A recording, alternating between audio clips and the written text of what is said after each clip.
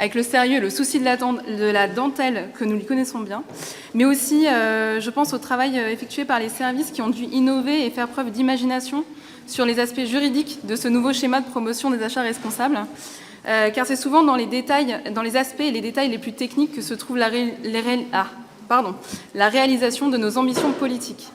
Il faut redoubler d'imagination pour transformer concrètement nos engagements politiques en politique publique qui est palpable pour nos citoyens et citoyennes et acteurs du territoire.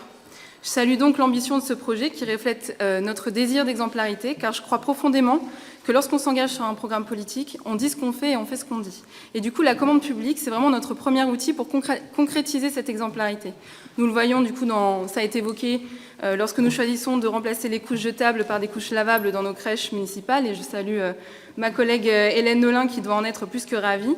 Lorsque nous bannissons aussi les perturbateurs endocriniens de nos équipements publics en choisissant les produits d'entretien plus propres, mais aussi lorsque nous préférons les équipements numériques et du mobilier issu du réemploi plutôt que d'acheter du neuf, ou encore lorsque nous favorisons l'emploi d'insertion dans le cadre de nos marchés publics.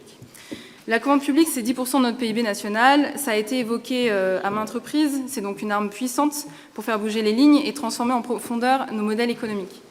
Et pour ma part, et sur ce point, je ne peux donc que me réjouir de voir le numérique responsable intégrer les grands enjeux de ce SPAR. Il sera essentiel d'impulser le changement sur notre territoire, mais également montrer l'exemple au niveau national pour structurer des filières locales de reconditionnement, pour faire émerger des outils et logiciels sobres, éthiques et libres, notamment pour répondre aux besoins de structures d'ampleur comme notre collectivité, et enfin pour que le secteur du numérique devienne un vrai moteur de l'égalité femmes-hommes et de la diversité. Je serai donc, vous en doutez, particulièrement attentive à nos progrès en ce sens, et je vous remercie. Merci. Richard Thiriet. Oui, merci Madame la maire. Je vais reprendre les mots de Sarah El-Haïry. Félicitations, bravo pour ce travail.